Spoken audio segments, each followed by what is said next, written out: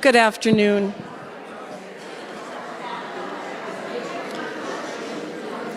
I have to say that this is what democracy looks like. I had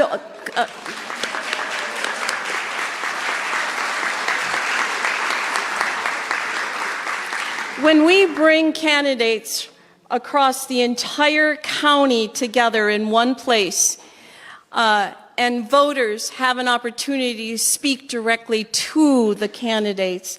This is the most wonderful opportunity we've had, and I am so proud of the voters who have showed up, to all of our candidates, and today to our CD1 candidates who have come. I serve as the chair of CD1, which is I work in the county level, but also the CD1. Our CD board took an initiative that we wanted to bring the CD candidates forward to voters as often as we possibly could, so that voters could hear the candidates on different topics. So today, this is a forum. It is not a debate. So we have sent out some broad topics to our candidates, and then we have some leading questions. If we thought as voters that this was a long election cycle, I want you to put yourself in the shoes of all these candidates. Some have actually launched their campaign last August. They are coming up on the 365 days on August 11th that they have been on the trail and trying to talk to candidates and to get their name recognized across this vast CD region.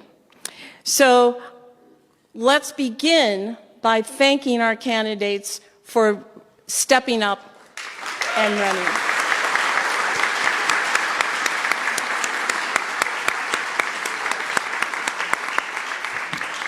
Now comes the rather sad news. We have 3 candidates for CD1, and you'll see there's only 2 on the stage.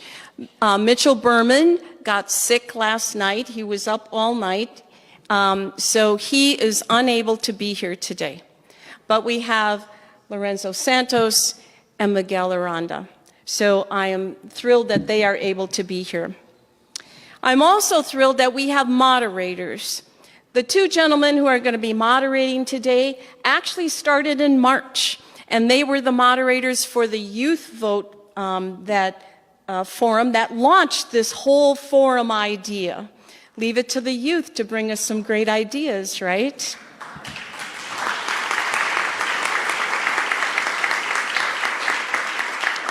So today we have Dr. Eric Lepp, who is a professor in the Department of Politics, Government, and Law, co-director of the Center for the Advancement of Teaching, Learning, Scholarship, and Technology at the University of Whitewater. He teaches courses and conducts research in American government, political behavior, and research methods. Our other professor is Gregory Kutnick, who is an assistant professor of political science at Beloit College, where he teaches courses in political theory, American politics, and environmental studies. His research focuses on populism, environmental politics, and Aldo Leopold, a celebrated Wisconsin conservative and wildlife ecologist. So for now, I will turn the program over to our moderators.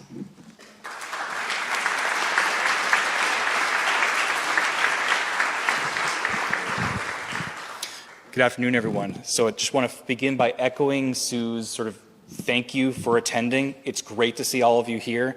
I think I can fairly speak, I think, for Eric when I say that we're teaching our students at Beloit and at Whitewater to do the kind of robust civic engagement and pride in the democratic process that I see in this room. So just wonderful to see everyone here. So to give you a little sense of what we're here to do today, we have instructions from the moderators to the candidates as follows. Candidates were sent a list of 11 topic areas that were derived from submitted questions, along with input from the Congressional District 1 board. Therefore, we're not accepting any questions from the audience today. So to conserve time, we're keeping it to the questions that we have in our plan, and we would ask that there is no applause or audience response. This is solely to make sure that with the time we have, the precious time we have, we get through as many topics and get as many questions on the board for our candidates to answer as possible. Each topic has a leading question. This is a forum, remember, rather than a debate. Sue just mentioned this. So our goal is to hear each candidate's approaches to the policies that voters in Congressional District 1 care about, and that they can, hope to initiate policies if they're elected. So the candidate order has been randomly assigned. We'll give the candidates an indication of which person should come up to the podium to answer, or rather, which person should speak from their table rather to answer their question first. And keep in mind, audience and candidates, that we have opening remarks of 3 minutes each from our two candidates, followed by question and answer of 2 minutes from each candidate per question. So 3-minute opening remarks from each candidate, 2 minutes of answers to each question my co-moderator and I will ask them. Followed finally by 3-minute closing statements from each candidate. That's the order of operations for today. There will be a time card. Claire's going to hold up for the candidates. I'll tell the candidates the same thing I tell my students, which is when you see 30 seconds, that means you have 30 seconds, not 2 minutes to finish. And when you see no time, that in fact means no time, not 5 more minutes. So just, I think if we can hold our students to that standard, I suspect the candidates will be able to follow just fine. Judging by how March went, I have no doubt we will. The final thing I'll say is that we should begin with the opening remarks. Let's just sort of thank again Lorenzo Santos and Miguel Aranda for coming today.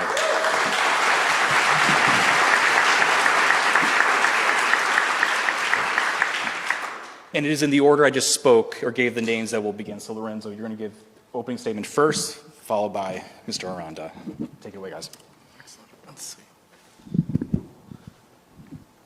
Hello, everybody. My name is Lorenzo Santos. So I am a former active duty naval officer. I've deployed all over Europe and the Horn of Africa.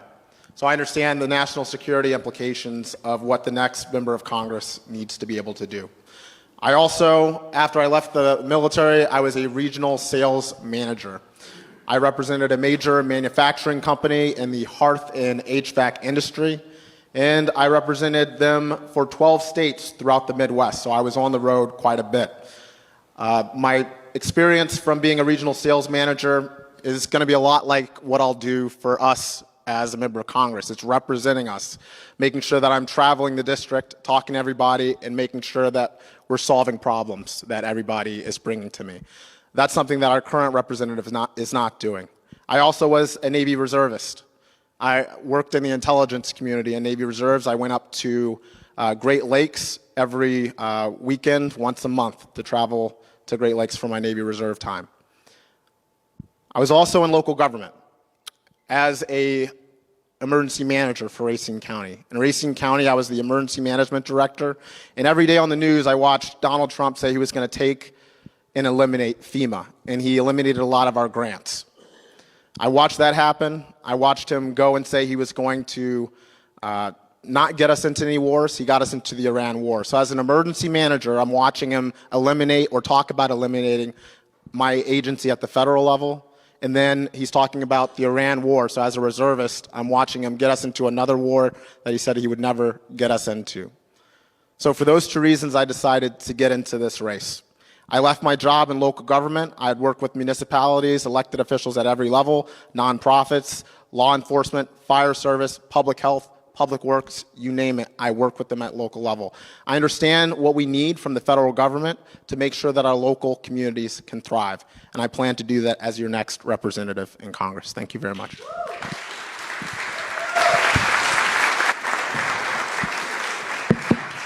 Hello, hello. Oh, perfect.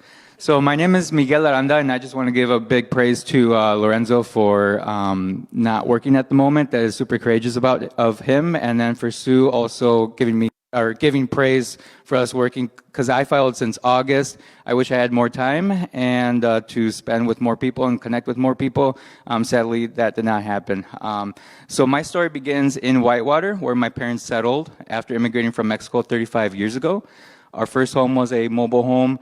I grew up in a blue-collar, working-class, mixed-status family where hard work wasn't optional. It was how you survived and how we showed our love to our family. Over the years, I've worked about almost every kind of job you can imagine: call centers, caregiving, in retail, fast food, custodial services, manufacturing. And so I know what it means to punch a clock, do the work that's physically demanding, and to take pride in jobs that often go unseen. So for more than a decade, I worked in education at the University of Wisconsin-Whitewater, helping students and families find pathways to their own American dream. Today, I serve as the Associate Director of Pre-College Programs, working with student populations of low income and high needs. I earned my master's in business administration with a finance emphasis, and I've experienced working with million-dollar governmental budgets at a professional and as an elected official. My commitment to our community led me to public office when I was recruited back in 2018. I was not recruited by any political insiders. I was recruited by former school board members. So now I'm still the vice president of the Whitewater Unified School District. I am the youngest board member, but I am the second longest serving one. I do not receive any compensation for this office. And in that role, I've seen firsthand how decisions made at every level of government impact families right here at home. I was part of the Palmyra Eagle dissolution situation, which did not pass. That was back in 2019. And then I've also been there present during COVID-19, and I know what it's like when there is leadership at the top of the federal and the state not having any direction, and so local officials are the ones who make those decisions, from county supervisors to school boards to city officials. My wife and I have been married for 10 years, both of us working full-time, and raising 3 beautiful children, all attending public schools. And so everything that I do as a local elected is a question what kind of future we're building for the next generation. So I'm running for Congress because too many working families in Wisconsin's district feel like Washington, which includes political consultants, have stopped listening to them. So if that vision speaks to you, I'd be honored to earn your support. Thank you.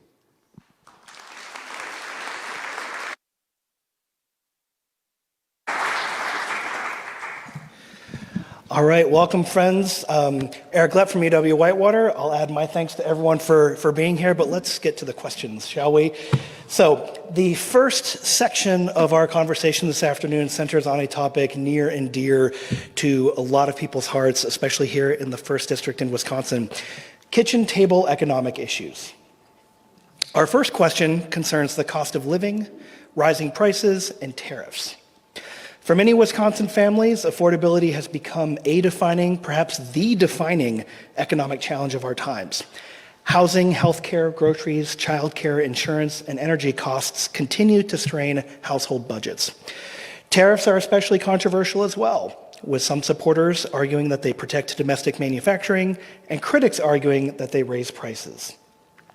Our question: what do you believe is the most effective action Congress could take to lower costs for Wisconsin families? Mr. Santos, we'll start with you. Yeah. Thank you for the question. I want to make sure I'm thanking the moderators for being here and also the CD1 executive board, so thank you so much. But in order to lower costs, right now, we know that Donald Trump, he's kind of like a kid who finds a favorite word and just sticks to that word. And right now, that's tariffs. For some reason, he thinks that's the hammer that he wants to use, and he will find a nail no matter where he can. But tariffs are really, if he understood economics, it really just amounts to a sales tax on the end consumer. When I was a regional sales manufacturing manager, every single year for raw goods, we'd have to figure out, the executives would have to figure out what they were going to do about the cost of raw materials. And one of those things they would have to figure out is how much are we going to have to raise the price? No company eats those prices. No corporation eats those prices. So when Donald Trump talks about tariffs, raising the cost on these other countries, on these other corporations, what he's really saying is he's going to raise the price on them, and they are going to, down the line, pass that price on to the end consumer.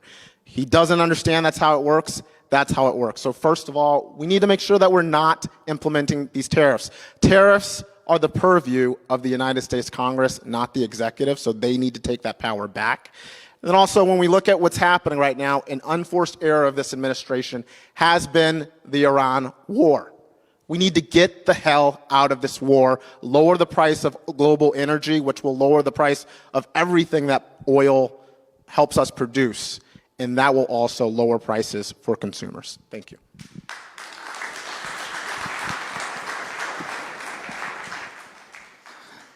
So I understand the negotiating tactics of tariffs to get a better deal for the U.S. And also for, tends to be pro-union. But sadly, this back and forth hurts our long-term international relationships. There was just an interview with the Canadian representative of commerce on PBS NewsHour, how it just hurts the diplomatic relations between the U.S. and Canada. But bringing it down to the kitchen table issues, so both my wife and I are still working full time. We're doing pretty well with a 5-bedroom home and 3 children, but our annual salaries, we both work for the state, it's a 2% annually. That's nothing. Right now, the Fed says that the Federal Reserve rate for inflation they're targeting at 3 to 4% going toward the future. So every year, both my wife and I are losing income. That's our generation as a millennial. Since the beginning of this race, since August, I fractured a bone and my son had to have staples on his head. That's healthcare right there. I'm still paying for that emergency bill. With my parents' help, there's no way my wife and I would be able to afford childcare. There's no way. Student loans for my wife have restarted. There needs to be student loan forgiveness. There has to be. I've had numerous car repairs, and then one of our vehicles completely broke down about a month ago. We had to buy a vehicle immediately and another one for backup. Finding vehicles in our budget for our family needs was extremely difficult and time-consuming. I was a full day trying to purchase a new car. So now we're putting off home repairs and maintenance, and as a half joke, my Fortnite subscription went up. The message was rising cost. Groceries, utilities, gas, it's all overwhelming. And I'm that working family that consultants supposedly say they are helping.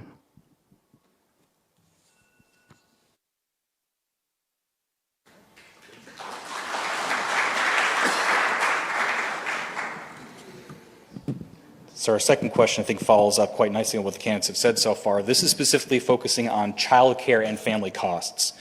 So, as we think many of us in the room know, many Wisconsin families report that childcare costs rival housing, and the cost of those bear on family budgets. Providers of childcare, on the one hand, face staffing shortages and rising expenses, while employers cite childcare challenges as barriers to workforce participation.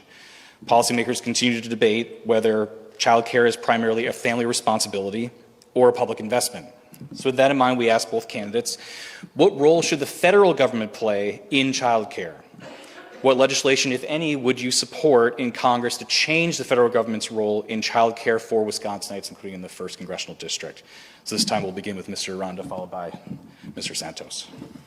Thank you very much. So as a millennial, again, with 3 children, this has been a topic that repeatedly comes up in parent conversations and as a school board member, and that has been one of the many frustrations I've had. It's not a topic that comes up in our congressional district. I've been told healthcare is number 1. And so this was my way of saying, hey, we are in desperate need of childcare and other resources. My wife and I were lucky that we have my parents over in Whitewater. I'm super lucky I'm not paying for formula anymore. That's almost like $40 for 1 can of 32 ounces of formula, and also diapers. So I was spending probably like $300 on diapers, and now get the bulk right over at Costco or Sam's Club just to save money. These are conversations I have with parents. And so it's a growing concern. I talked to grandparents, and then also when I was collecting signatures, there is an individual that moved from Indiana to Delavan just to help her granddaughter, and she associates herself as a Republican. She signed my papers, and they needed child care. So it's a topic that crosses, it's not a Democrat or Republican issue. It's something that crosses everybody. And so one of the proposals, it's also on the website, I would propose 20 weeks fully paid family leave so parents can take care of their newborns without risking their livelihoods or their jobs, especially for women. Extended federal child care subsidies for more low and middle income families. and then cap childcare costs at no more than 7% of household income. Invest in childcare centers, especially rural communities and childcare deserts. Streamline the licensing and reduce administrative barriers. And we can do so much more to help a lot of these growing parents to help our community. Thank you.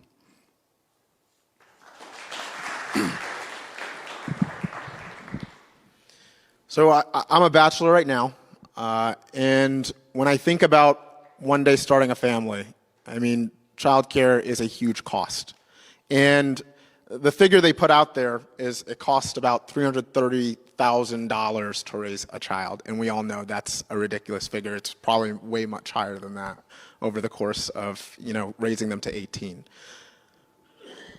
Childcare, to make sure you're paying for childcare, it's just as expensive as a mortgage.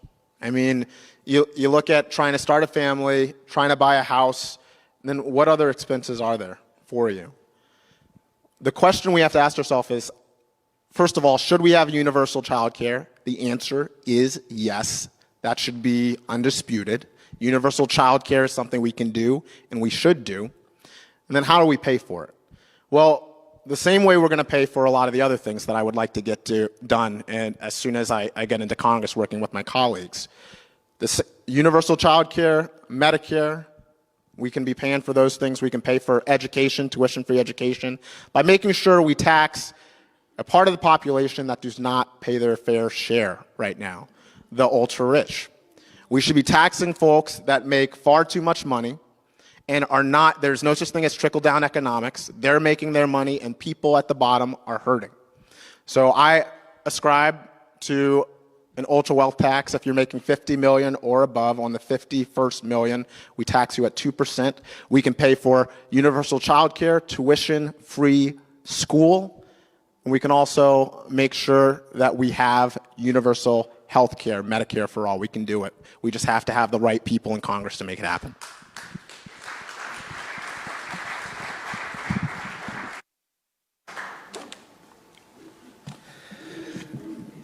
Our third question concerns healthcare. So healthcare remains one of the largest financial burdens facing many families, as our candidates have already alluded to. Many Americans struggle with premiums, deductibles, drug costs, provider shortages. Women often face additional challenges related to reproductive and maternal health care. And there are often disagreements both between and within parties concerning whether we should build on the existing healthcare system or pursue broader reforms. If Congress can make one significant change to the healthcare system, what would you prioritize and how would you pay for it? Mr. Santos, you go first. Thank you for that question. 2 words, single payer. We can have single payer healthcare. We can have also known as Medicare for all. We do not need to be incremental. People are dying right now. And this is a little close to home right now because we have one of our candidates, one of our colleagues right now, he's sick. He's sick and he works in healthcare. And what I love about Mitch is he's a VA healthcare nurse, or he was a former VA healthcare nurse. My dad spent 34 years in the Navy. Part of the reason my brother and I joined the Navy, we went to Annapolis together. I commissioned as a naval officer. My brother's a Marine. He's still in the Marines today. But the military gets universal health care. My dad, if he did not have the health care that people like Mitch provide, and my dad has had health scares, serious ones. If we did not have that kind of universal health care, a lot of our veterans would be lost.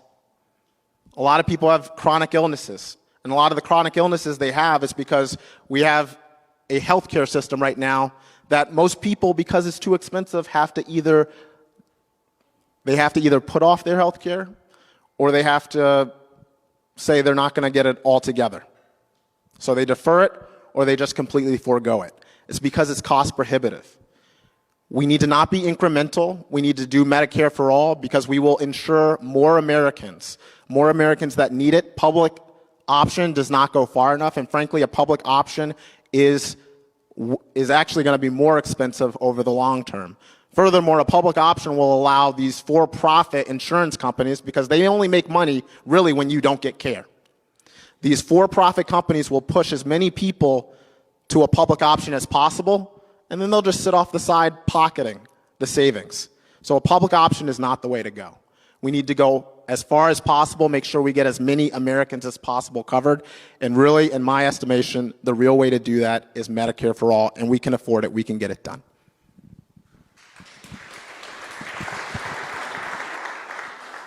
Yeah, I would also agree with Medicare for all. So the number one argument that Republicans will say, where are you going to get the money? How are you going to buy that for the individuals? And I would respond back with, how are you being able to afford bombing children in Iran? So they keep spending money over in Iran, in other situations to the millionaires, to the billionaires. And so I would piggyback off the Ultra Millionaire Tax Act by Senator Warren.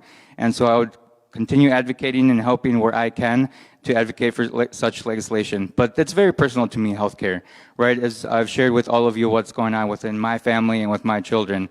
And so I've always had limited healthcare growing up. I got full coverage at around the age of 23. And then my wife, when she was 21, she visited a women's clinic where it was discovered she had precancer cells. I see numerous individuals within our communities create GoFundMe accounts when there's a huge emergency need. By focusing on healthcare for families, especially our children, we help everyone from young to old. Rural clinics tend to close because there simply isn't enough people to serve. So I would be for, again, supporting and improving Affordable Care Act subsidies and legislation, increasing investment in training new doctors to alleviate the doctor shortages. So again, investing in education, supporting our rural clinics, and other examples include increased antitrust enforcement against healthcare mergers and consolidation, and continue to protect Medicare and Medicaid cuts. But I will say on the professional side, as I've been extremely busy this summer, I started a new healthcare camp. So I work with a lot of marginalized low-income families, and what we try to do is attract them to the field of healthcare, because many of them, they have no interest in it, or they don't know about the career options available to them. I will say that we had a huge success. This reduces the income gap and hopefully increase the labor pool for our healthcare servants. Thank you.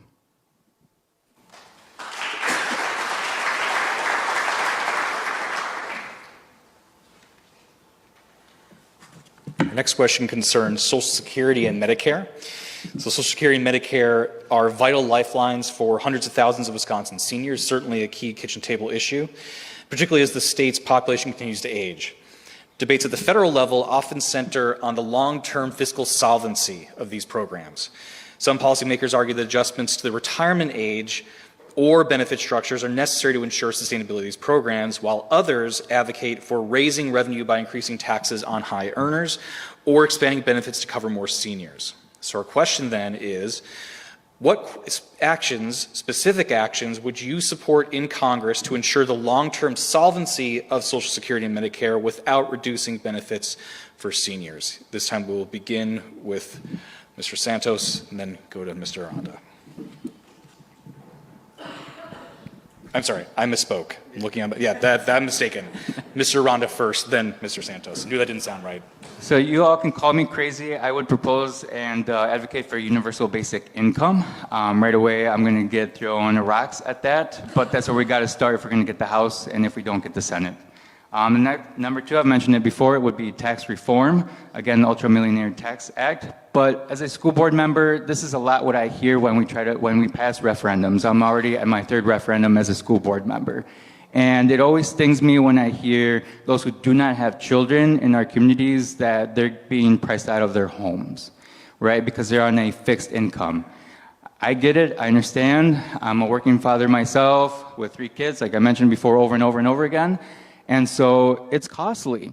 And so that's why these 3 proposals of focusing on childcare, public education, reducing your costs, your property taxes, and then the third one that's very personal to me is immigration reform, right? So focusing on agricultural, filling those needs in the labor force, healthcare, because a lot of our immigrants are in healthcare, so you can't just invest in healthcare and expect the service to improve. You're gonna need hands on the ground to do that work. And then also construction. So when we talk about affordable housing, you see it right away. In some development areas, they say affordable housings are around $300,000. If you talk to a Gen Z or millennial, they're like, that's not affordable housing. There's no way I can afford that. So again, it's going to come to the labor force. As the only candidate who speaks Spanish, I know that a lot of our new immigrants who are coming to this country, they want an opportunity to the American dream. They are okay with working long hours as long as not being exploited, right? So we also have to protect them in that situation. But they're here, they know it's going to be difficult, and they have put in the work. My parents have put in the work, I have family have put in the work, and so they just want an opportunity, and that's how we're going to curb those costs. Thank you.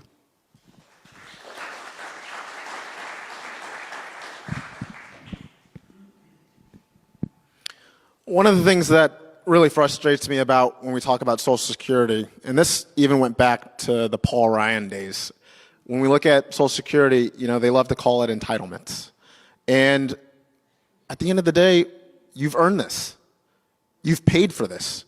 This is a system that has been paid into for a very long time. And yes, are people living longer than they lived before? Yes. But I will tell you, the answer is not making it harder to get those hard-earned benefits that you have earned. So that is something that I will commit to making sure that that is not raised, that it is not harder to get your hard-earned benefits. So that's number one. Number two, again, this administration, this enabling Congress thinks the answer is to just say, oh, they're entitlements, they're not entitled to it, we're just not going to give it, and we're going to make it harder to get those hard-earned benefits, instead of going after the people that are filling their coffers. The Supreme Court just said that you can have unlimited money in politics right now.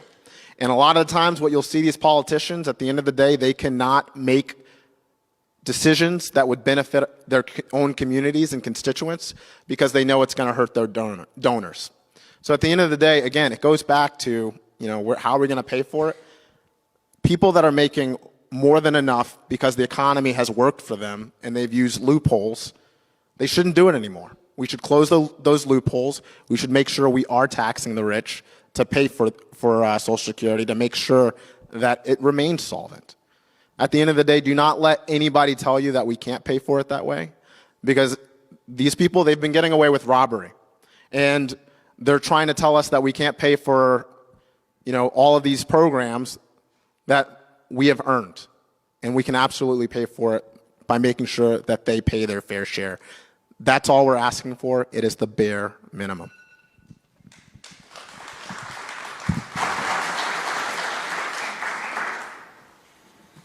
So to close out this section on kitchen table issues, we want to review quickly the topics we've covered and then give the candidates an opportunity to say a little bit more about things that maybe they heard in previous answers from their fellow candidates that might have come to mind, something they'd like to add that we didn't cover about kitchen table issues before we move on to the next section of questions.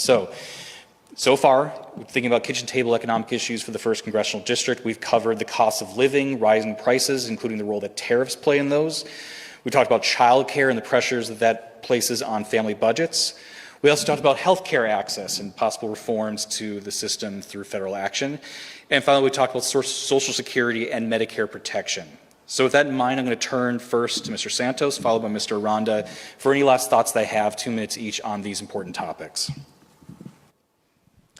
So my last thoughts really are just to say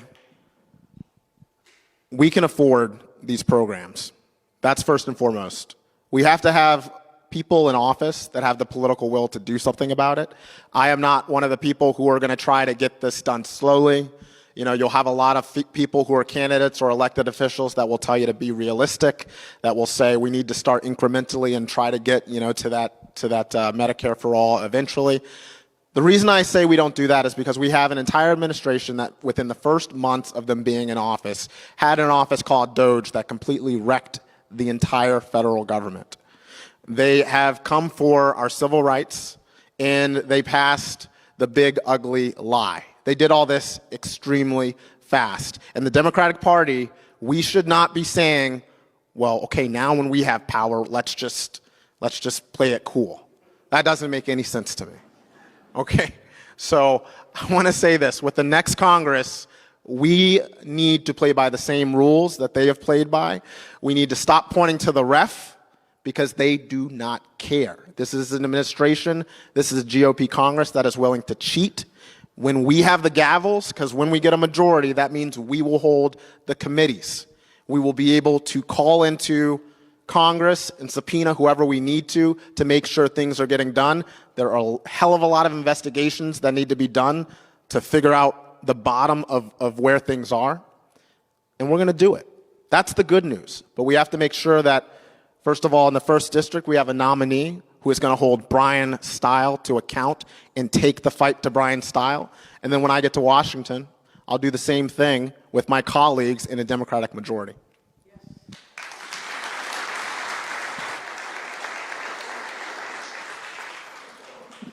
Would you be able to repeat what was asked of us? Please. Yeah, happy to. So the opportunity you have here is to talk about the issues we just heard about in terms of kitchen table issues, tariffs, childcare, protecting Social Security, Medicare, and healthcare reform, and just have any final thoughts you have, including maybe in reaction to things you heard or things you'd like to say that you didn't have time to say. And you have 2 minutes like the usual questions. Thank you. Yeah, so these are topics that I live daily. When I see other candidates, and I've been an organizer of the Democratic Party, I would say probably since 2012. I've been doing this for a very long time, and I figured if I'm doing it for free, why not put my name in the ringer? I'm extremely surprised I've made it this far, I'll be honest with all of you, but a lot of people have put faith in me.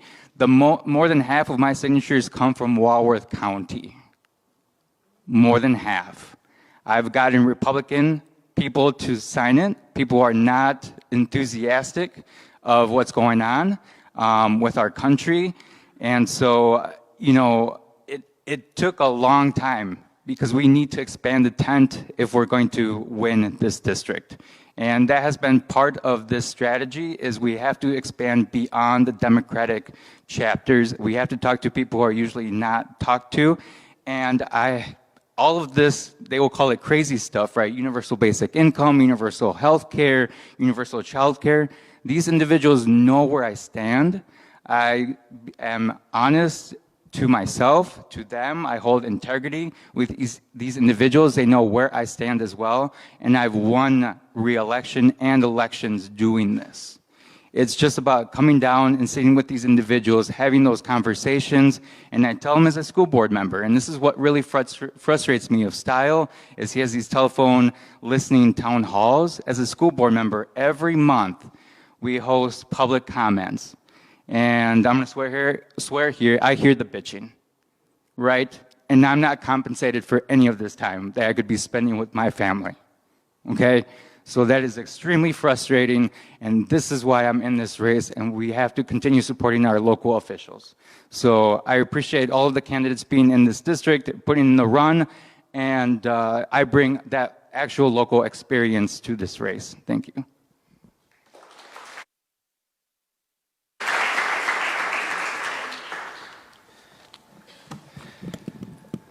All right, congratulations to both candidates on a very successful Section 1, I think. Well done. Now we'll move to our second section, which will cover safety and justice. And our first question in this section concerns gun safety. Now, as we all know, gun policy remains one of the most debated issues in the country. Americans express great concern about homicides, suicides, domestic violence involving firearms, accidental shootings, and mass shootings. At the same time, Wisconsin has a strong tradition of lawful firearm ownership and hunting. Voters, when asked, will typically, as a whole, both support public safety policy, but also gun access. The disagreement comes in how we strike the appropriate balance between the two. So our question for each candidate is, describe for you what common sense gun policy looks like. Miguel, you go first on this one. Absolutely. So I'm very proud to be the only candidate recognized by the Moms Demand Action for my commitment to reducing gun violence. This distinction is available to all candidates, and that is a deep concern of mine as being the only one out of the three who has received that distinction. I'm also the only elected official in this race that demonstrated that can bring people together to make our community safer, and it wasn't through partisan rhetoric or waiting for Washington to act. It was through the work of local residents, and earning, like I mentioned before, their trust. So about 2 years back, I stand for everything what Moms Demand for Action stand for, but I also helped support 2 successful referendums in Whitewater focused on public safety from start to finish. So for any Whitewater residents, I do apologize for that in advance. But the first was a capital referendum invested in security upgrades for our school district's buildings. That's something that I hear a lot from parents, the safety of our children, especially with everything going on and in the news. And then the second was a city referendum dedicated to strengthening our public safety, especially as municipalities continue to receive less and less funding through the state. While federal and state lawmakers remain divided, local government had the ability to act, and our community chose to invest in protecting our children and our neighbors. So both of these referendum campaigns, I intentionally aligned my own re-election school board campaign with these efforts. I know it was a political risk. I did lose, I'm pretty sure, a few votes, but I'm proud to say that both referendums passed, and I also won re-election. So thank you for all those who are in this room who voted for me. Thank you.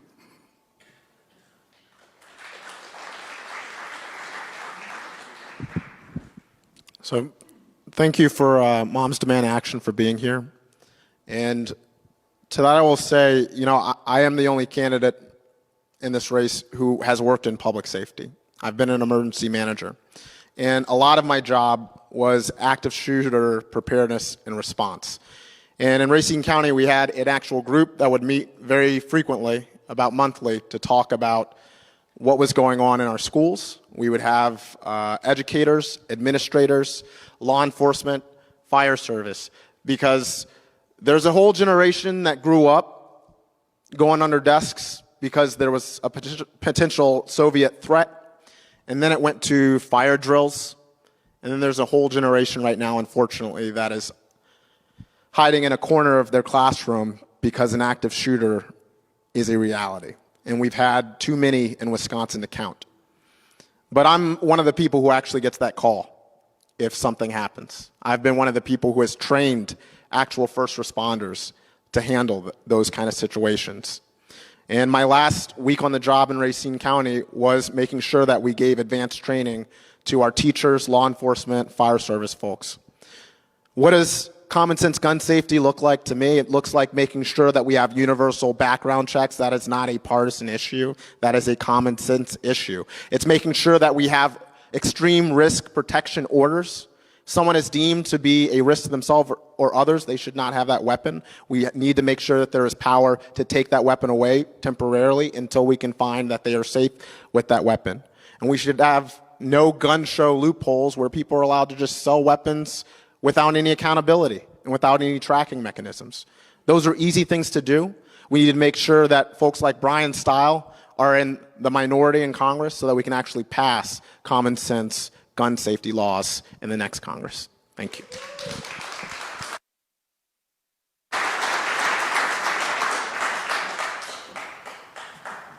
So our next question in the safety and justice section is on criminal justice and prison reform. Americans want communities that are safe. They also want criminal justice systems that are fair, effective, and worthy of public trust. Debates continue then about sentencing, incarceration, policing, rehabilitation, addiction treatment, mental health services, and reentry after incarceration.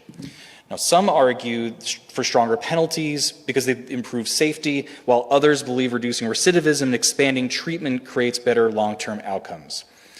Now, Wisconsin faces many of these same challenges confronting communities nationwide, as we were tragically reminded last week with the killing of Corey Ruiz in Madison.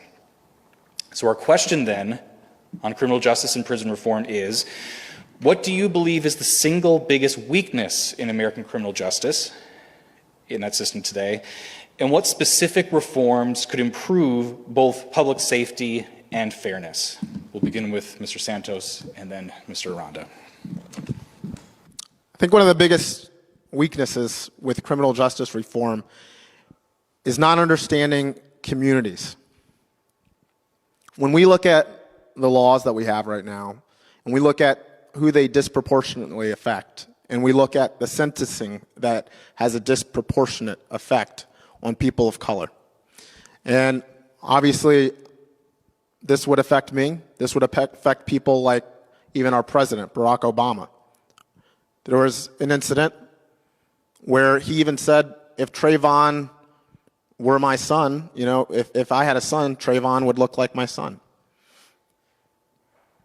A lot of our laws are made from a racist past. They're made from a past that does not understand that we are a country that is not fully healed. And we've got to do that. We've got to do that because what we saw in Madison with Corey Ruiz, it opens wounds that have not closed. And I will tell you, for the black community, it feels like we never get a chance to heal when this kind of thing keeps happening. So we also have to recognize our own party's part of this because we have a president and Bill Clinton and even Joe Biden were a part of very, very harsh sentencing laws. You know, mandatory minimums, they were a part of a Democratic legacy. We have to admit that. We messed it up because those laws still continue today. So what we have to do is we have to go back and we have to say we need to make sure that there is more deference given to judges to be able to make decisions based on what the communities are and what the actual crimes are instead of putting people in prison forever and locking away the key. And frankly, people should not be in prison right now for things like marijuana when we have folks that are making money off of those same drugs right now. We have to have more compassionate criminal justice system, and that's how we heal in this country.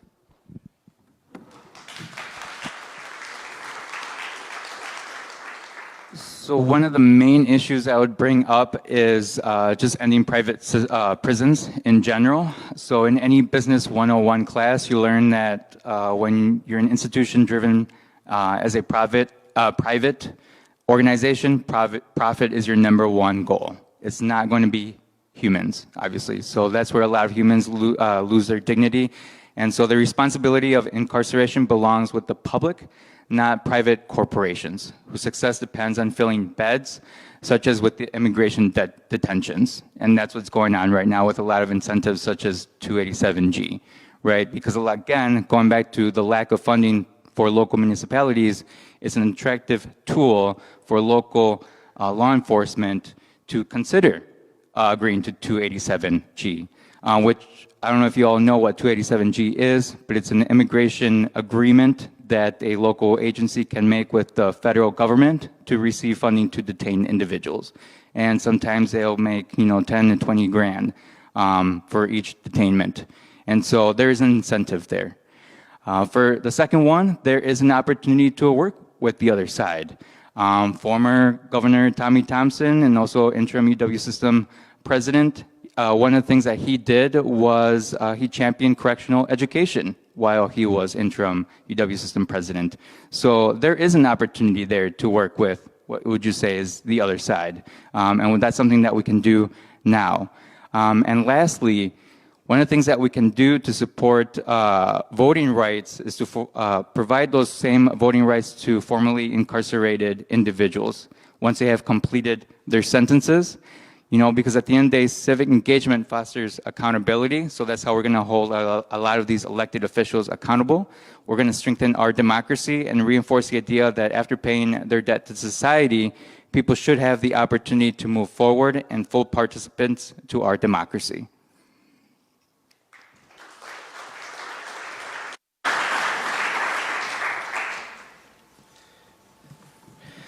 Our third question in this section concerns immigration and ICE enforcement.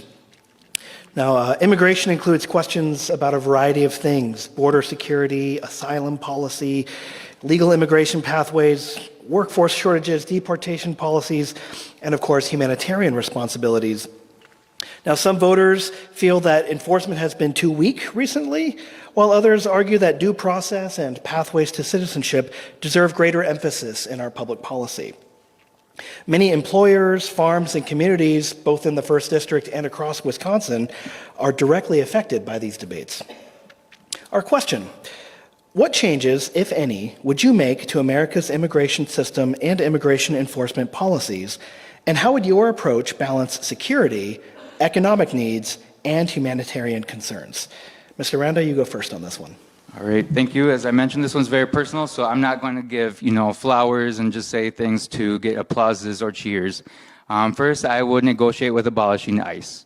I will explain further how we can do that, but it is something that can be done and it's feasible. So as the only candidate who grew up in a mixed status family, these policies are not theory, they are lived experiences, and I already have policies that once, if I were elected office, we can work on. And so what I would defend right away, sadly, that we have to do this, is defending due process.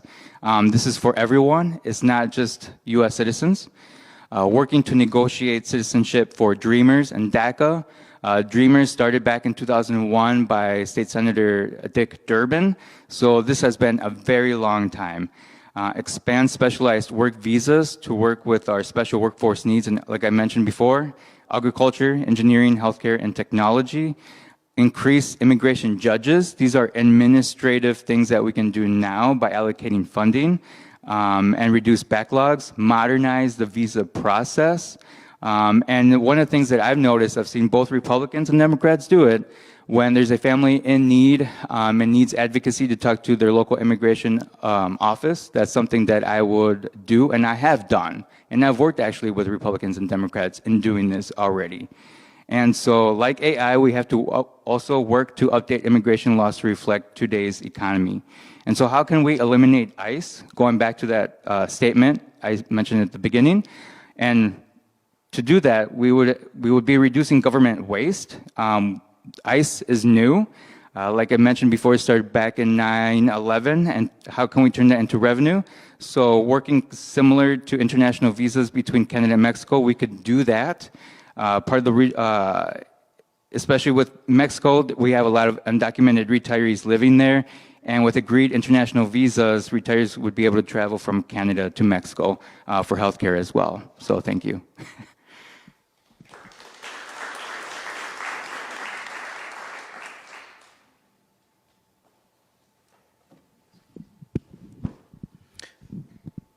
We have to get back to compassionate immigration. And this is something that should be bipartisan. There have been presidents of every political stripe that have been for comprehensive immigration reform. And we almost passed it recently on a bipartisan way, but Donald Trump didn't want to pass it because it was something he could not campaign with. So unfortunately, we weren't able to pass immigration reform recently. But here's the thing, it's there. We do have the political will. We actually have the legislation ready to go should we have the ability and the majority that can actually pass immigration reform. But what I will say, one of the first things about this is we need to make sure that we are not having an organization like ICE. I am someone that does think that ICE needs to be abolished.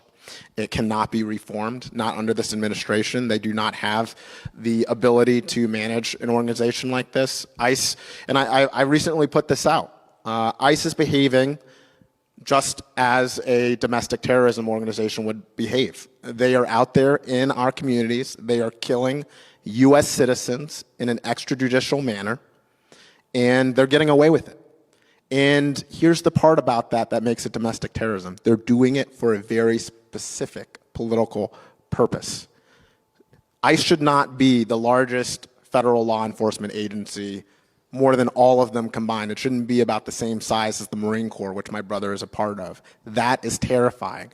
And the question is going to be not only about immigration, because we need to have comprehensive immigration, but what are they going to do with ICE in our next elections? Who are they going to stop from participating in our next elections with this major organization that Brian Stahl has voted to give billions more money to that they shouldn't have?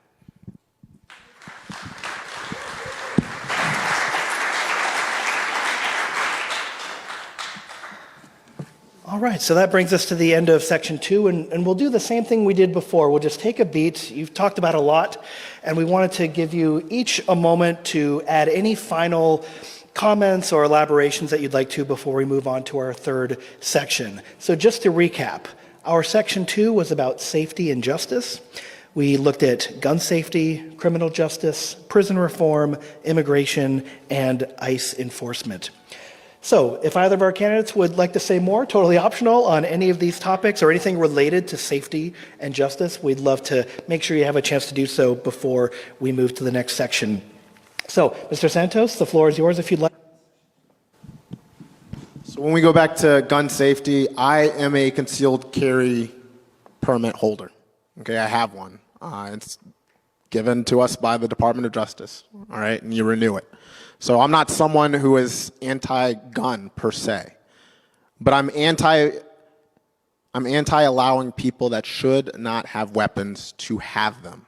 I'm anti not having common sense gun legislation on the books. I'm anti making our children have to be afraid that if they go to school, are they going to come home safely? I went to Walmart the other day. One of the worst things I'm seeing is we're forcing our kids to have clear backpacks because we need to be able to see what's in their backpack. What we also don't realize, there's a shortage of school psychs. This is going to cause, along with COVID, but this is also going to cause untold trauma that we don't even realize what the other effects are going to be on these kids down the line, because they have to go to school not knowing if one of their classmates are going to come in and shoot their best friend.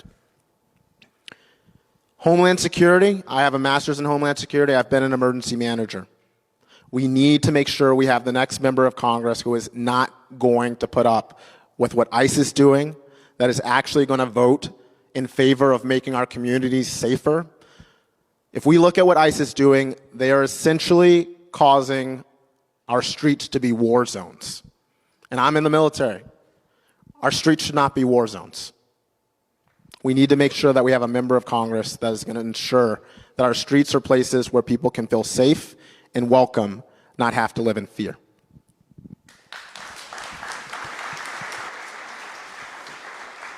So I really appreciate the extension, because I was mentioning about the immigration and how we can abolish ICE for that. Absolutely. So we see it in European countries, right? They are moving from country to country without those same level of restrictions.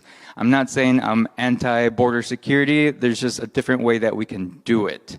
And still being transparent, especially when this president continues, again, with Canada, again, with the tariffs. It's talking about how we can have those conversations with trade agreements, and especially when we're talking about jobs leaving the U.S. I got my Ford Fusion that was made in Mexico.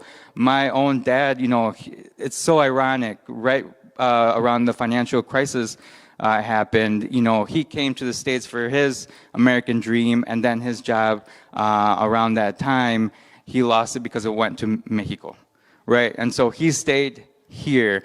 He's still here, obviously, and all that, but how can we make that part of that conversation of maybe the movement of people as well, not just jobs? And so special visas can do that. And I talk to retirees. They'll go to Canada or they go to Mexico to retire, or for the prescription drugs, because they're much more affordable that way. Why can't we do that now? We can do it.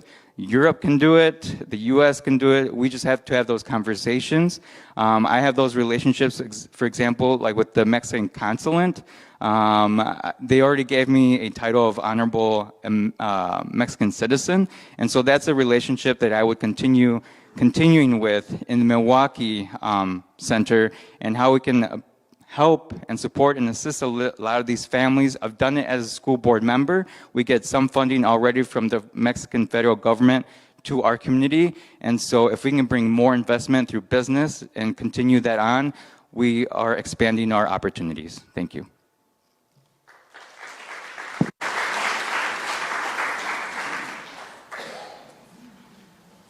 Very good. That concludes our section on safety and justice. Move on then to the third section of this forum, which is on education and workforce development. Quite appropriately, we have two moderators who are professors talking about education and workforce development. So our first question in this section is about the education and workforce development component, and particularly the way it relates to employers and job searches. So for context, we want to think about how employers frequently report to us as professors and more generally, difficulty finding workers with the skills they need. Schools, universities, technical colleges, and apprenticeship programs all are being asked to prepare students for rapidly changing careers. So our question then is, if Congress can make only one major investment in workforce development, where would you invest those resources and why? We'll begin with Mr. Aranda and then Mr. Santos. All right. Well, that question wasn't on the list. No, just kidding. No, but I would say I would piggyback off what Mark Kelly and Gwen Moore have advocating for is public dollars stay in public schools. That's how I would champion our public education. I've been in our local municipality. We have the Community Development Authority. We've talked to employers. We've talked to individuals. How can we attract more employers to the city of Whitewater, for example? And so I've talked to other rural communities and other civic leaders. And the first thing that employers will say is, we need the talent. Sometimes what they do is they look for talent elsewhere. And so then a city municipality has to pay or subsidize housing for individuals that are coming out of state and then they're only here temporarily. So how can we grow that labor pool here in our municipalities and in our district, and how can we attract employers to see that? And so, I've been part of that development authority. I'm not in it anymore, but how can I assist as a school board member, promote education? How can we recruit and retain teachers to our school district? Bring that top talent, because a lot of teachers, sometimes when you get top students, top talent, it's going to be based off top teachers. I work at the University of Wisconsin-Whitewater. We continue to have the effects of cuts on research, and so it's just a downward spiral. How can you want excellence when you continue cutting down the programs? And so I'm going to end with a Mexican saying where it says, the translation is, if you keep purchasing cheap things, you're going to keep cheap quality. That's just the way it is. Thank you.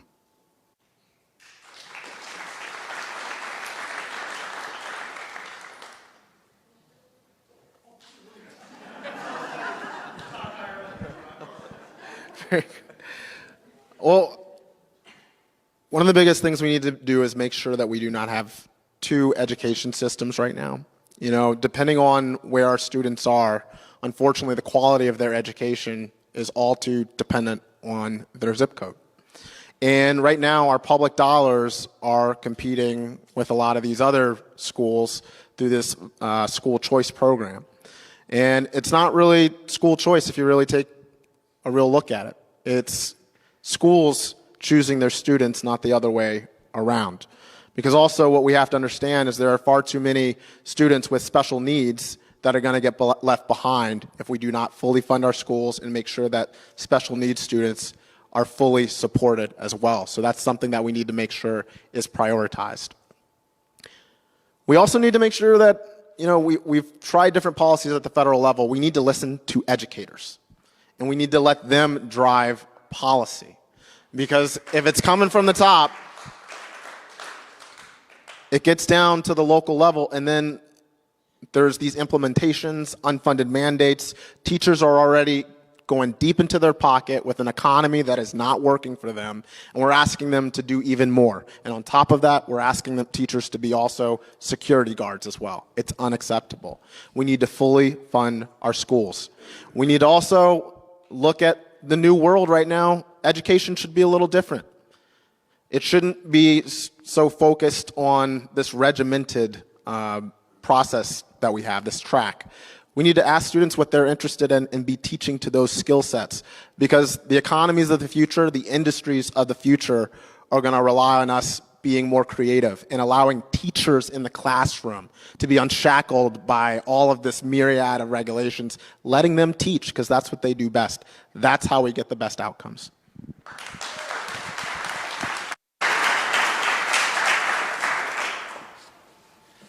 All right, I'm back. Let's stay on the topic of education, shall we? And we'll talk a little bit now about higher education and student loan relief, which we've heard referenced already today. Very important topic. So as we all know, the rising cost of higher education has left millions of Americans carrying significant student loan debt, and that, of course, in turn, will impact their ability to buy homes, start businesses, save for retirement, etc. And although there are debates across the parties on this issue, like many others, there's also a lot of debate within the Democratic Party on this issue, particularly in terms of what the party should do in terms of student loan relief. Potential solutions range from targeted relief for low-income borrowers or public service workers to broad universal debt cancellation. With multiple institutions of higher education within this congressional district, thousands of local Wisconsinites have a vested interest in this issue. So our question on this topic: what is your position on federal student loan forgiveness, and what structural changes would you support to lower the cost of higher education for future students? Mr. Santos, you go first on this one. That's a great question. Students of this generation were lied to. They were told, you go to school, you get a degree, and then there are going to be jobs waiting for you out there in the economy. And not only did we give them one of the worst economies imaginable, we're destroying the economy further. We're not accounting for the industries of tomorrow. We lied. You know, unfortunately, the cost-benefit analysis there doesn't exist. The return on investment for a college degree is not what it used to be, and I'm sorry to say that right now. Because I will tell you, I went to the Naval Academy, I got my master's in Homeland Security at George Washington University, which I still owe student loans for. And I was just a student at the Naval War College. I'm pro-education all the way. I am not pro going into debt that debilitates you and doesn't allow you to start a family, to make investments in maybe that small business for your community, and doesn't allow you to get from underneath this huge wall of debt. Going to school right now, unfortunately, especially in this economy, it's a prison. It's a prison. So what we need to do is we need to start by, yes, forgiving student loans completely. Allow students to take their education, reinvest it into the economy.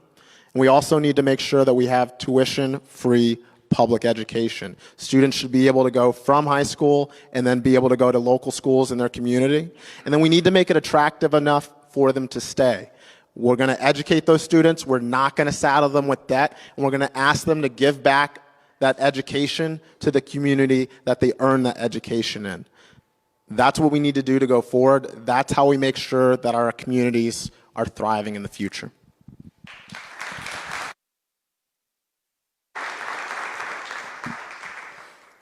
So as I mentioned before, this is a lived experience. My wife is going through it with the SAVE plan as well with student debt. I would be for, if possible, I would actually start the starting point of negotiation to forgive all student loan debt for individuals.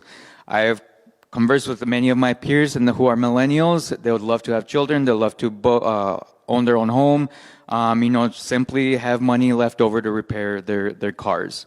And so, and some of us, we love to go out and eat fast food, right? So those are things that we enjoy, and that's what continues with the consumer-based economy here in the U.S., is having how much do we have a little bit in our pockets. And so if we can do that, as that's the starting point, that's where I would be at. Now, if that's not possible, again, showing some of the cards, I would be for financing some of our student loan debt for individuals. I know right now with the Trump administration, they're going back to the retro plans of, based on your income. And sadly, what the Biden administration had, there were just different pathways that applicants or individuals could work with, right, dependent on their need. And so, I don't really, at this point, my wife and I are in so much debt that I just ask her, hey, what's the new plan that we got to go through? And she doesn't even know.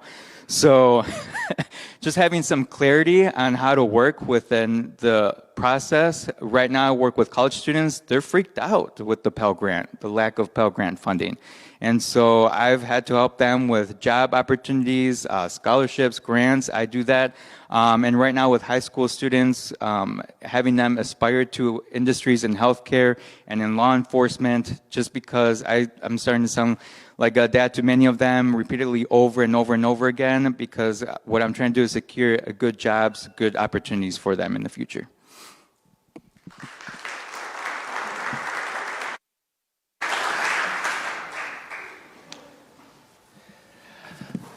All right, friends, this brings us to the end of our third section on education and workforce development. So we'll continue our trend of giving the floor one more time within this policy domain to our candidates to share any additional comments or anything else related to these big sweeping topics. So, Mr. Arenda, if you have anything else you'd like to say on education and workforce development, please go ahead and do so. Yeah, and like a recurrent theme, we're always going to get asked, where are you going to find the money? Where are you going to find the money for universal health care, universal child care, student loan debt? It's like, hello, there are billionaires, ultra millionaires out there. That's how we're going to do it. Now, the hardest part is the willpower. So we're going to have to get a lot of individuals involved. We can do it and get candidates who are going to fight for that, because that's what needs to be the starting point. We're literally just fighting for the basic necessities at this point.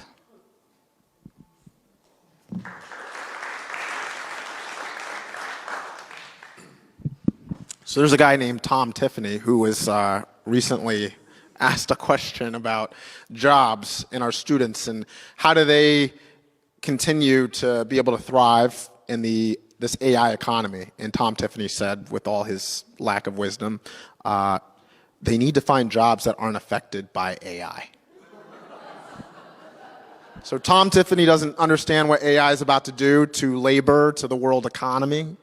And frankly, I agree with Miguel. I don't think it's too far-fetched to look into universal basic income, because AI will change the face of labor. It will take away a lot of jobs. We have to be very serious about what we're doing there, because people are not going to go away, but the jobs are, and that is terrifying.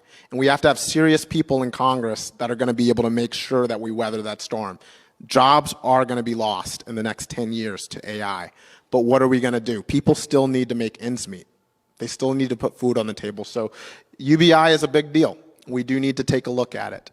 And I also will say this is, you know, in order to give anyone a chance, we need to make sure that they have the tools.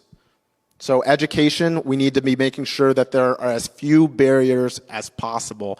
And right now that means making it so that there aren't costs that are saddling these students, that's making it cost prohibitive to go and get an education. Because this is the country that has made inroads in the world when we have made sure that people could afford education. You used to be able to afford a house, a car, and an education on a limited income. Right now, it's just not the way that people are able to survive. So we need to make sure that we are creating an environment where you can get that education. And if we allow that to happen, those students will give back. They will be a positive ROI. Thank you.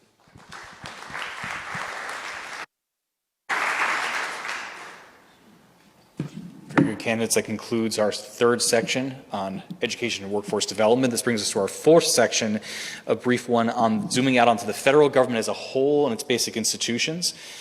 For our first section, or question in this section, we're going to ask about democracy, voting rights, and broader public trust in the nation's democratic institutions. As we know, public trust in those institutions has declined precipitously across the political spectrum, especially of late. Concerns include political polarization, election administration, campaign finance, misinformation, and transparency. While Americans, I think it's fair to say, disagree on the causes of these problems, many share concerns about declining civic confidence in the nation's democratic institutions. So our question for the candidates is, what is the single most important step that Congress can take to rebuild public trust in democratic institutions? We begin with Mr. Santos and then Mr. Aranda. What just happened? I just felt a shift here. I don't know. I will tell you this, and that is a really good question, and that is the question right now. Because if we don't have a democracy, what do we have? You know, the United States is supposed to lead the world. And when we watch Donald Trump, as a student at George Washington University virtually, I watched real time one of the worst Homeland Security issues happen, and that was the breach of our Capitol because we had a sore loser president of the United States. And he put the federal legislature in danger. He put his own vice president in danger. He put Capitol police officers in danger. And not only that, he put a member of my family in danger. Because a member of my family was there that day. My cousin, who is an Army veteran himself and someone I look up to, is Eugene Goodman. And he was the Capitol police officer who led the mob away from Senate chambers. So I'm angry when I look at this administration and when I look at Brian Stile and how he has not held the line in Homeland Security. He has not held the line in upholding our democracy. And when they had the chance to commemorate the bravery of these January 6 officers, some of which who died because of these attacks, they put that plaque, by the way, in the basement of the Capitol where no one can see it when they're on tours. So the next Congress will fix that immediately. But one thing I want to say is we've just celebrated the 250th birthday of the United States. And what you'll see with the Trump administration is they're coming after people that are upholding democracy. They're calling us terrorists. And if you look at the founders of this country who fought against a despot back in England, they called them terrorists too. And this is a party that loves to use the word patriotism, but it's not patriotic to storm the Capitol. It's not patriotic to put doubt in our electoral process. It's not patriotic to build a paramilitary force and have them kill U.S. citizens on our street. So we're going to fight back against that in the next Congress. Thank you.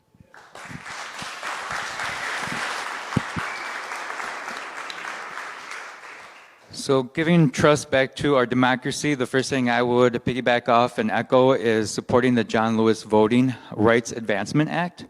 That's something that needs to be done, especially when this current administration and the Republicans are attacking a lot of the minority vote. And they have done that, especially with the stock ban recently. I don't know if you've been following some of that, but there was a hidden verbiage on there also to suppress the vote by increasing the voter identification regulations there.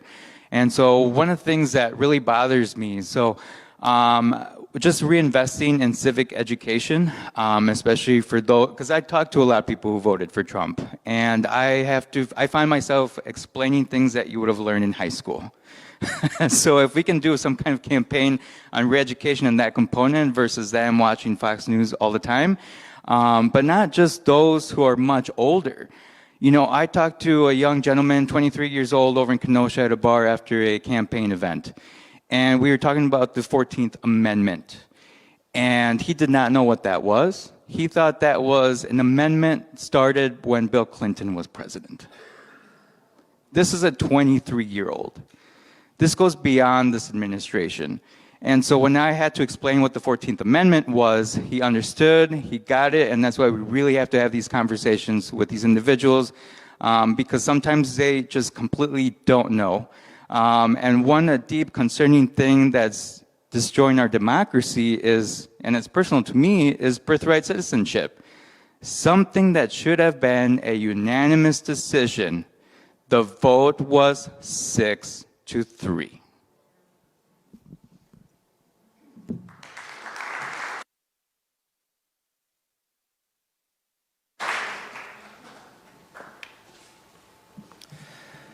All right, our next question in section 4.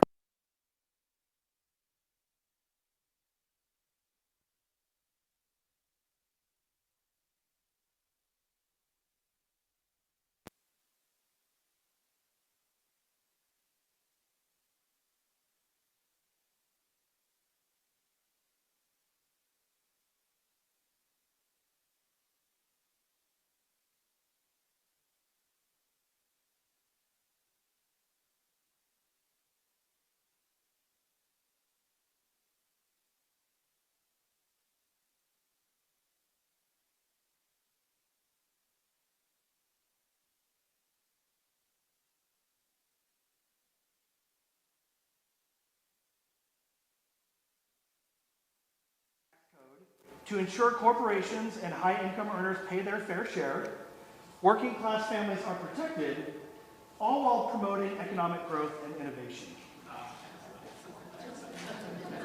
Miguel, you get to go first. Good luck. Yeah, absolutely.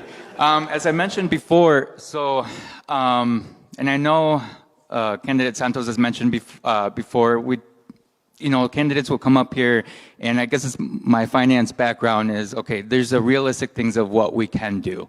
And one of the important parts of me as a candidate, and I've won school board races like this, is I need to be honest with my constituency that I'm running for, especially when I'm conversing with the Latino population, because they can smell when you're lying, or they won't vote for you. So I have always been completely honest with individuals, and so we would want to start. So if we were to win the House, and that's the probability is that we're going to win the House, I would start piggybacking off other legislators in Congress. And my hope is that we could also get the Senate so we can move things forward. One of the advantages that I have is because I speak Spanish, I can start doing Latino recruitment or outreaching in a lot of those other areas, regions. And so we can ensure that other candidates that have the same political alignment, beliefs, and values, we can support each other and push that legislation forward. So again, it's going to be a political game that's going to be involved.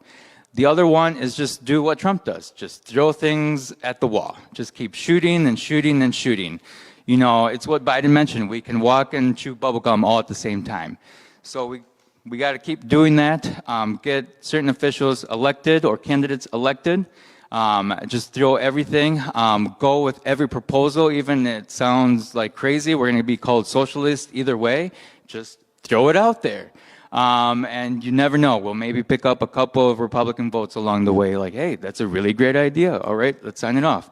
But it's going to be difficult with the current president that we have.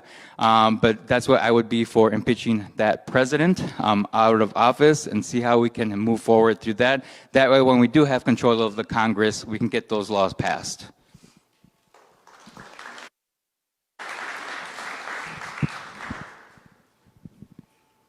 Yeah, so when we're looking at the brackets, right, the tax brackets, what we know is if you're rich, you're generally paying less taxes.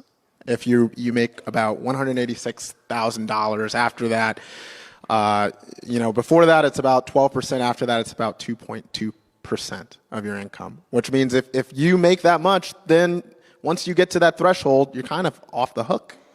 You can afford the rest. That's a problem, because that means that for the majority of us, we are on the hook for most of the taxes that are paid.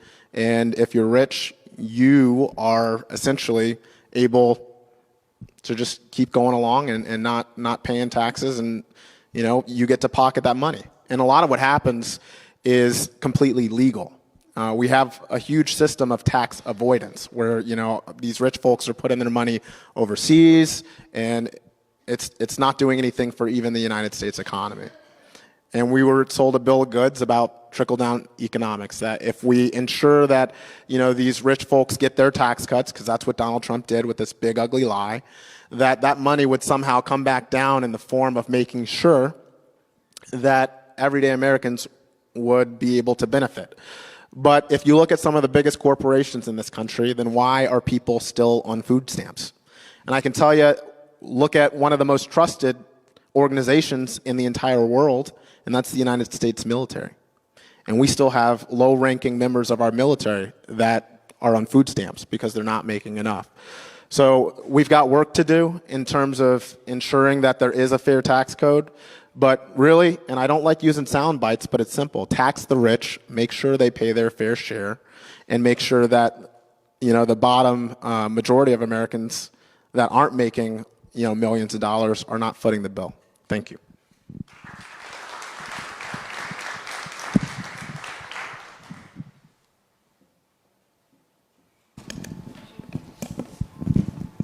Are we back? Oh, beautiful.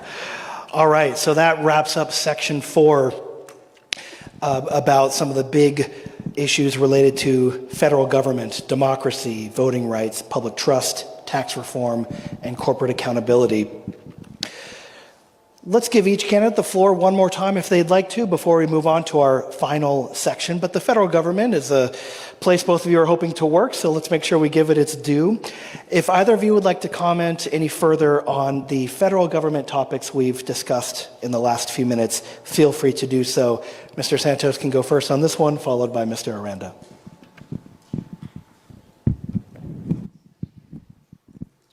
When we're looking at the federal government, we just have to understand one thing. This administration came in with DOGE, and they said they were going to be efficient. They said they were going to end up getting all this savings, and then they also promised voters that they would get a $2,000 check. So has anyone in here gotten a $2,000 check from the Trump administration? Okay, so there you go. This is an administration that they got into office because the President of the United States is very good at lying to people. And he's very bad at actually giving any specifics about what he wants to do. In order for the federal government to help local communities, they need to understand those local communities. So for Donald Trump, I would just say Donald Trump is going to be the problem. He's not going to change. The man is fully grown, and the way he is the way he is. The problem is the Congress that rolls over. The problem is Brian Style that does nothing, that is more afraid of Donald Trump than he is of his own constituents. So that's what we need to do to make sure that we have a federal government that is working for us, that understands what everyone's going through, that is working for Main Street and not Wall Street, and that's what I intend to do when I'm in the next Congress. Thank you.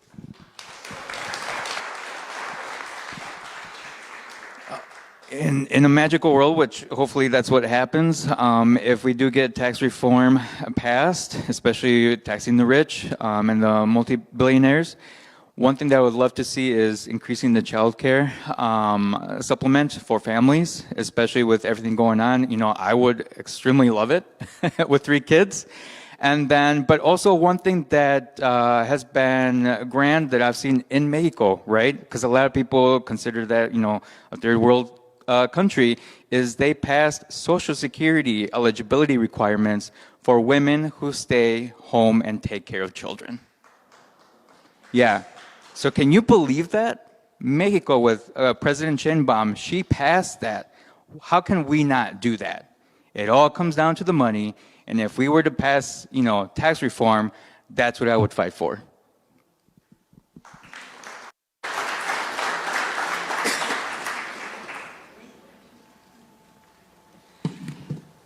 This brings us to our final section of the debate before then the closing statements. And this one is on the environment and climate issues. And we'll begin with a question broadly about the environment, energy, and climate resilience. So Wisconsin communities face challenges related to flooding, including in the 1st Congressional District, as we all know, severe weather, water quality, agricultural impacts, energy production, and environmental sustainability. Policymakers often are in a position to have to balance environmental goals against affordability and economic competitiveness, and disagreements often center then on costs, timelines, and implementation of various sustainability initiatives. So with that in mind, our first of 2 questions in this section is, what environmental challenge affecting Wisconsin deserves more attention than it currently receives? We'll begin with Mr. Aranda, followed by Mr. Santos.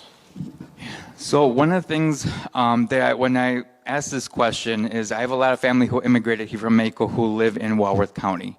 And so it's not just about me as an individual, but, you know, individuals who live in Elkhorn, Lake Geneva, Fort Atkinson, Whitewater. This is going to affect all of us who live in this region. So I think about my family and extended family and their new relationships that they're having, and we're having children. This district, we have an increasing population of the Latino population.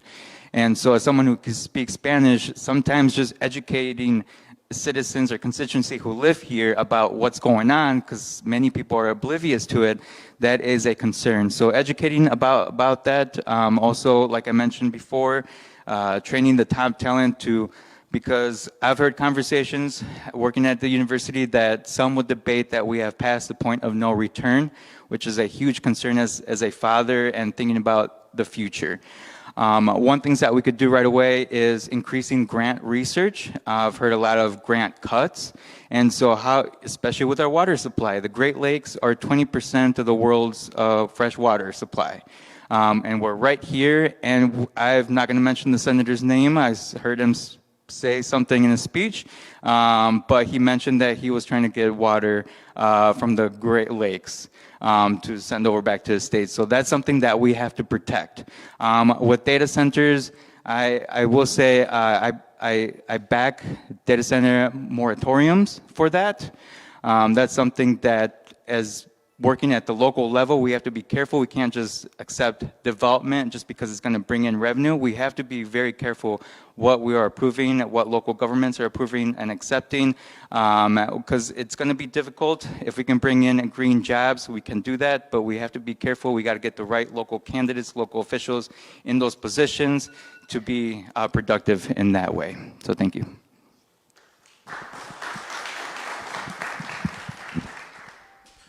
So as an emergency manager, one of the biggest things that I made sure that I was briefing local boards and elected officials on is the fact that, climate science is real. And what that means is we're going to have more frequent and more severe weather. And that means in the summer, it's going to be more hot.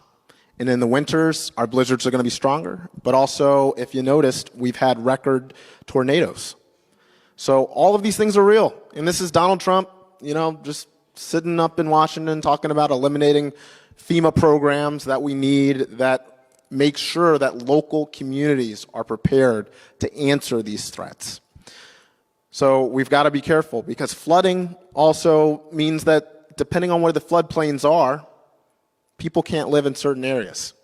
So that kind of projection has to be done. And if they can't live in certain areas, what's the plan for the future? What's the plan for businesses? Where can businesses be built? We have to understand that. We have to have a Congress that actually understands climate science and that actually understands, these considerations so that we can plan ahead and we can provide the proper funding. What we just saw recently was Donald Trump he approved FEMA requests for individual assistance, so that's homeowners and renters, but he denied requests specifically for Racine County for public assistance, which makes sure that public infrastructure is repaired. Now, we're talking about budgets. If we're not getting those millions of dollars in support from the federal government, that means that our local governments have to eat those costs, meaning that millions of dollars of damage that were not budgeted for now have to be sent to our local municipalities to eat those costs, and we already know that we're hurting. And that's frankly why a lot of these municipalities are at the mercy of these data centers, because these data centers are offering a heck of a lot of money, more than they've ever seen, to build, but we're not for sale. Thank you.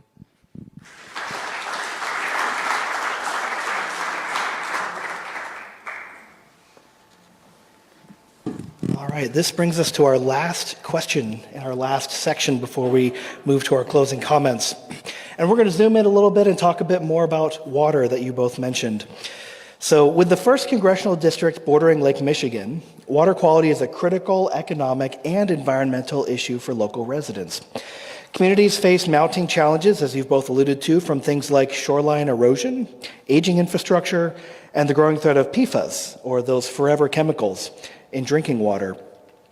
Now, there is, of course, a consensus over the need for clean water, but there are often disagreements over how to fund massive municipal infrastructure overhauls, and frankly, the extent to which the federal government ought to be involved regulating these types of utilities and industries.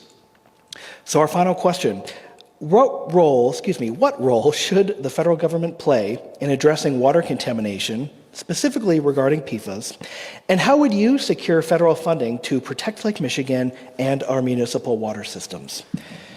Mr. Santos, you go first on this one.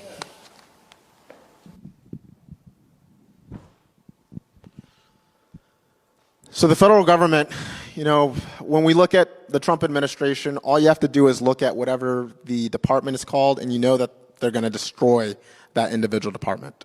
And that is no different when we look at the Environmental Protection Agency. This administration has rolled back so many regulations that should just be common sense, making sure that we have clean air, clean water, and that our environment is kept safe. But this administration, for whatever reason, they're just saying, look, those regulations, don't worry about them. They're ripping it up. You know, as an emergency manager, one of my jobs was to make sure that we were having plans for every facility that had hazardous materials. Trump administration doesn't really think that you have to have a plan anymore for these facilities. They don't have to be safe. They don't have to have these safety features in place. That's the job of the federal government, is to make sure that we are building up the infrastructure and the regulations to ensure that at the local level, our environment is safe. So that's what I would do. I would make sure that, and honestly, the scary part is I don't know all of the regulations that they've ripped up. They've kind of gone in and just said, we don't need all of this. So we have to figure out, you know, what the complete list and bring those back. We have to restore those protections. And a lot of those regulations started right here in Wisconsin to make sure we're safe. Furthermore, when we look at data centers, data center water, when they do have to circulate that water out and put more water back into their data center, what they're not telling us is it's not fully understood whether or not there are forever chemicals that would be released into the environment. They want to try and say that they have it all figured out, but they don't. And frankly, when we look at what's happened around other communities, when I see members of Congress right now that put jars of dirty, murky water because of these data centers, I don't trust a word that Microsoft says on this issue. Thank you.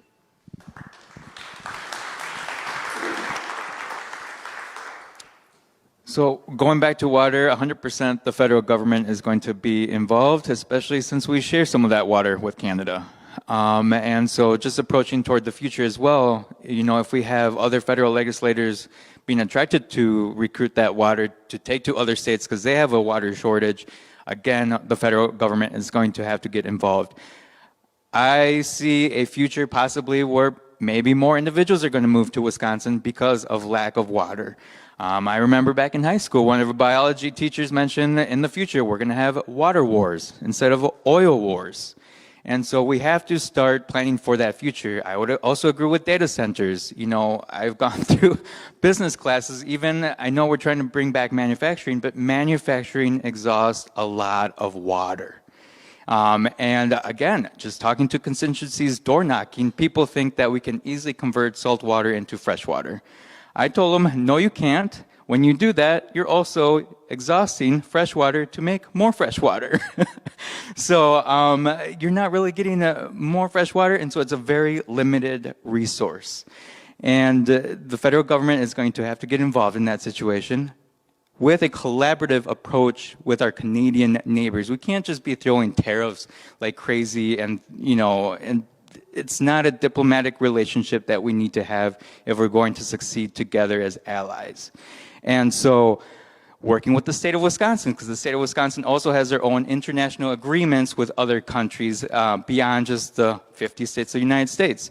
And so when we are making those green jobs, we can do it. When we invest in public education, recruit those teachers that we need, boost up our grant research. We have UW-Whitewater, we have UW-Milwaukee, we have Gateway. We have the talent here, especially as a state known as the education state. We can do it.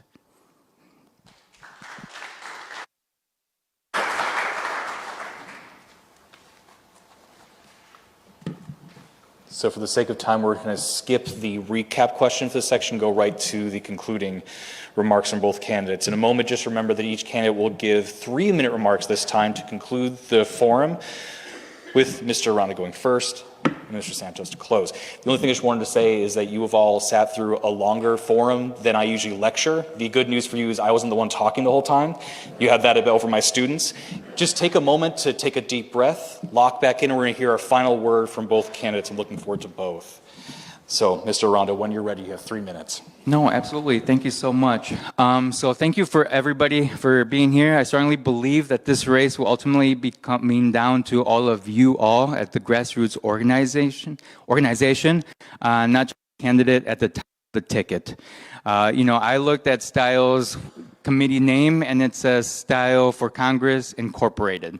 And so when I saw that, he's a corporation. He's a mascot. there's a full institution behind him. You have high donors who live in Beloit, who live in Kenosha, and donors who live in Whitewater. So we're not just going against a candidate. We're going through a whole institution that has been here in politics, in financial businesses, and civic engagement. So these influences, they're real and they should not be underestimated. So yes, when we talk about style, we're going against this whole backing of support. And so because of that reality, we cannot succeed by relying on one individual. Like I mentioned before, as a Democrat volunteer, it's going to take all of us to talk to our neighbors, continue door knocking, making those phone calls. I know it's tiring. I've been, you just take that breather, take a break when you need it. It's going to be difficult work. What is it, like 2 points of winning this district? And so that's why every volunteer matters, every contribution matters, every endorsement matters. And so for me personally, this is more personal to all of you. It's been an honor and a privilege to simply just appear on the ballot for Wisconsin's 1st Congressional District. This is something I would have never imagined would be possible when I was growing up. I'm deeply grateful to become the first Mexican-American candidate to show up on the ballot. This is a milestone that belongs not only to me, but to everyone who has helped me get here, especially as it reflects the diversity and the hard work and determination of the people of this district, who we call home. None of this would have been possible without your encouragement, your confidence in me, and your willingness to stand with this campaign. So I want to thank all of you who have supported me from the beginning for your time and your faith. It truly means more than I can express, and I would be honored to continue earning your trust every step of the way. Thank you.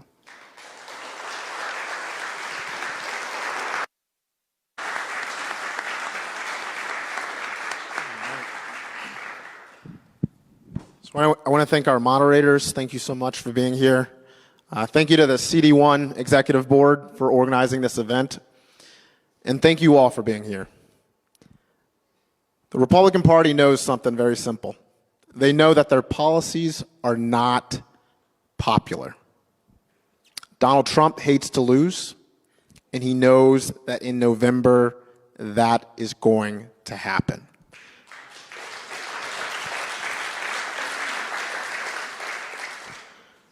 The question we have to ask ourselves is CD1, is the 1st District of Wisconsin going to be a part of that? The answer is yes, we will. Wisconsin is a leader in national politics. Everyone watches us, as goes Wisconsin, goes the nation. This seat, we have not had a Democrat represent this seat in over 30 years, but I know you can feel it. We're going to do it together. Is it going to be easy? No, it's not. It's going to be hard. This seat is very gerrymandered. Brian Stiles got some money, but at the end of the day, we have to recognize something, that people make movements, and movements will always beat money. And together, we will be able to beat Brian Stiles. One last thing I want to leave everyone with. This is an R+2 seat. It means it only does 2% better than the national average. There are seats all across the country that have been won with much more of an uphill battle to fight. We have been through this road before. We have the people, we have the message, we have the policies, and we have the heart. So I'm asking everyone to go to lorenzoforcongress.com, take a look at my website. Please consider voting for me to be the nominee on August 11th. We need someone who is not going to play any games with this administration, with Brian Stiles, with Donald Trump, because together we can win. I look forward to being your nominee. Thank you so much.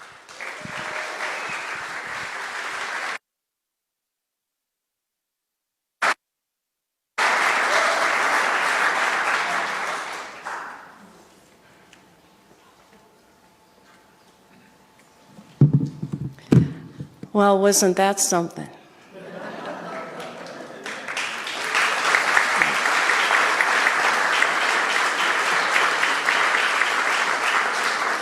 How many of us would sit on a stage for 2 hours and do a job interview in front of over 100 people? So on behalf of the CD Executive Board and the Walworth County Democratic Party, I want to thank our candidates for running and for your engagement today. I also want to thank Greg and Eric for keeping us on track. Great job. I want to thank the Walworth volunteers who came early today and helped with hospitality and the check-in. And up in the booth, Ryan, our tech guru from Williams Bay.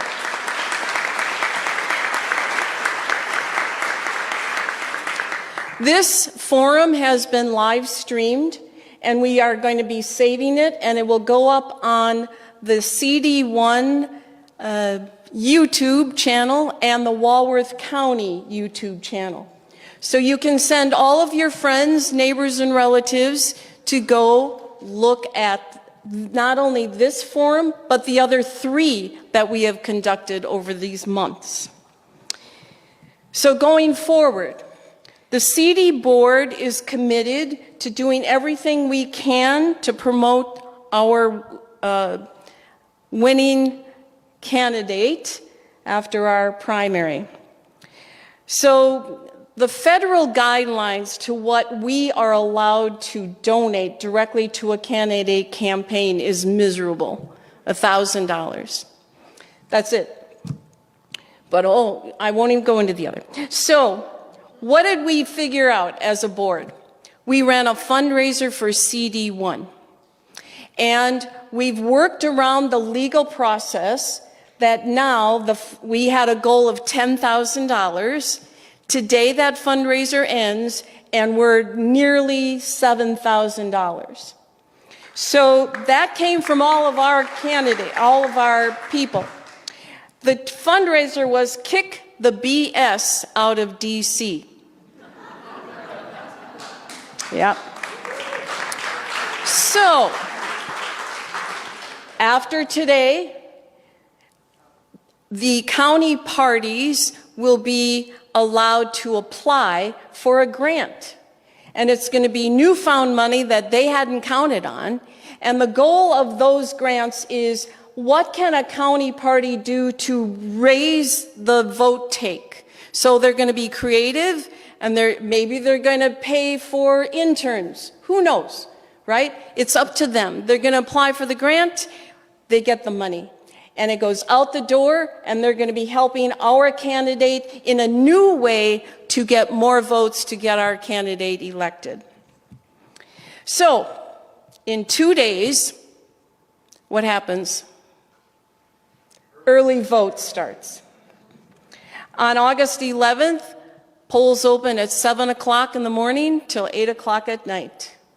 I'm asking you to make sure not only you get to the polls, but every person you know gets to the polls. Because the way we're going to beat down Trump and his lackeys is to have a Democratic wave at the polls that is so phenomenal they cannot say it was a rigged election.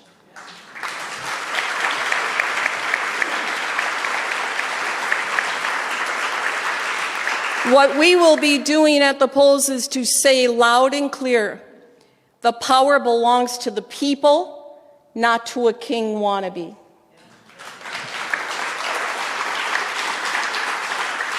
So now, I release you to go to the lobby, have a cookie and some water, and talk to all of our candidates that you can talk to them personally. And I thank you so much for coming out today.